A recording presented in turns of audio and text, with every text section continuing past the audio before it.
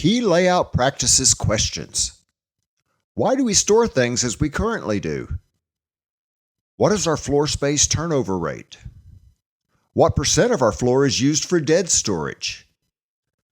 What are our barriers to good layout use? How do we define what goes where? How do we enforce proper storage practices? The work environment you create for your people as a workplace leader plays a significant role in determining the types of results you will get from your key processes on a daily basis. People tend to be highly visual, so they are influenced by the way things look around the facility. Our use of space tends to be very habitual, however, so we need to be habitual about keeping that use of space lean. How effectively do we use our floor space and our space above the floor? People spend a lot of time walking around in their work area and through different parts of the facility. The physical placement of things directly affects how safely people can handle materials, the quality of work they do when they do handling, the cost associated with making such movements, and the attitudes they have about work in general. The above 6 questions are intended to help you take a closer look at the layout practices you currently use. You can use these questions to help identify some high-impact layout improvements that you might make. Answering the first question requires you to explore the culture that has led you to work the way that you currently do when it comes to layouts of materials and surfaces. Do you have any formal layout design or storage practices? Your answers to the second 2 questions will give you a couple of measures that can be used to gauge the degree of improvement you might be able to make. The barriers question will help you identify existing storage habits, rules, and customer requirements that may challenge you as you attempt to make your layout improvements. The final 2 questions will be answered primarily as you work through the 5S process. They are perhaps the most important of the 6 questions. Your current answers might be something like, "Well, I haven't thought about it. I guess we just do what needs to be done and put things wherever we can find space for them." Hopefully your answers in the future will be a little bit more process-focused and systematic. Other ways to use workplace layouts. Identify error and defect hotspots. Layouts can be used to show current error and defect frequencies and costs. Highlight improvement and focus areas. Icons can be used to show where improvement projects are currently going on or are planned. Recognize team accomplishments. Team photos and significant accomplishments can be visually recognized on a publicly displayed layout. People can easily identify with the layout of their workplace because that is where they spend a large percentage of their personal waking hours. By posting a layout, especially a colorful and large one, on a wall in your work area or break room, you can generate a lot of interest about the important things that are going on or need to go on in your facility. The spaghetti diagram represents one way that you can use workplace layouts to improve performance. There are also some other ways in which a workplace layout drawing can play a key role in the practice of visual management. This graphic summarizes 3 of these possible approaches.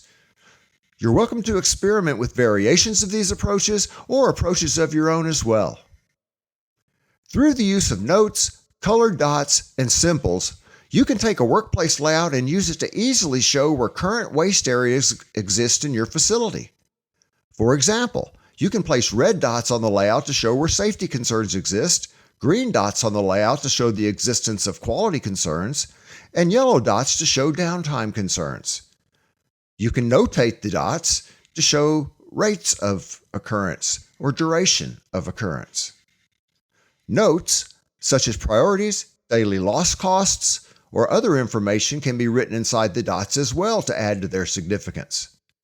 Other symbols, such as dollar signs, construction symbols, light bulbs, or stars, can be placed on a layout to share where current improvement projects are underway or future improvement projects are planned. Small team photos can be taken as well and placed on a layout, along with a short description of the accomplishment that this team is being recognized for. If you try to visualize these applications, I think you can see how they might attract attention and help send a stronger message. You will very much see an impact if you update them regularly. Gauging work environment improvement. Conduct regular high-performance workplace audits and trend the results.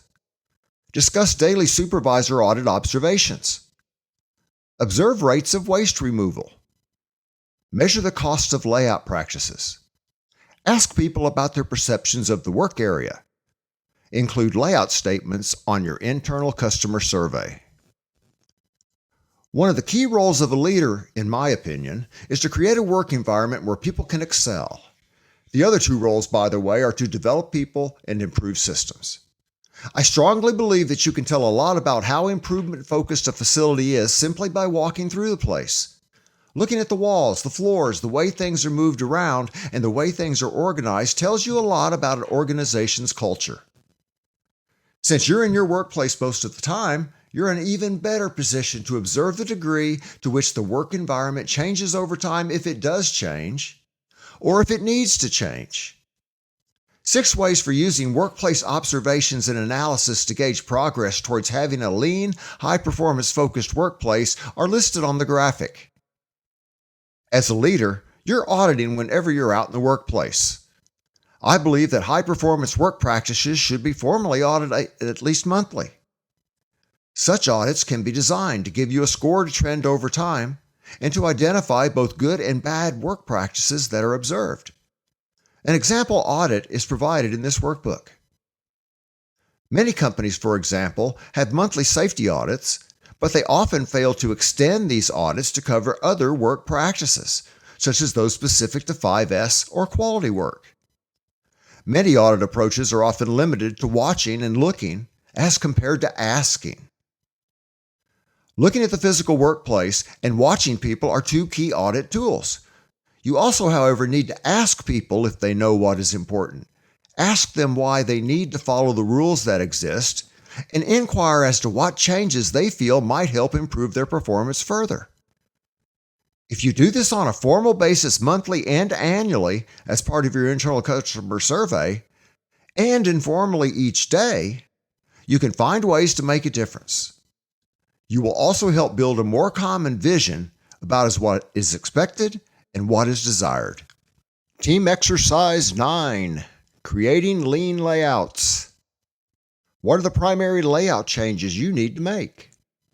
What work practices need to change to support the physical changes? What actions do you need to take first, and by when? The main objective of this exercise is to explore and reinforce the impact that workplace layout design has on both process and personal job performance. Also, we want to identify next steps for making workplace layout changes of a lean nature. This exercise is intended to help you begin identifying the possible next steps that will be required to make your workplace layout leaner. How could the workspace be used more effectively? What cube-specific standards are needed to help create an effective work environment that works for all who live there? Begin the exercise by defining your current layout challenges. Also, rank the daily impact that each challenge has on process performance using a high, medium, or low ranking. And so in the box provided, capture up to 3 layout space use challenges and rank each of them from a high impact, medium impact, low impact on performance ranking. Once you've done this, work as a group to identify possible changes or improvements you could make to address 3 of your higher impact workplace layout space use challenges. So if you're working in a group of 4, take a few minutes to have each person in the group share the 3 challenges they came up with and how they rank them. Look for patterns across your group.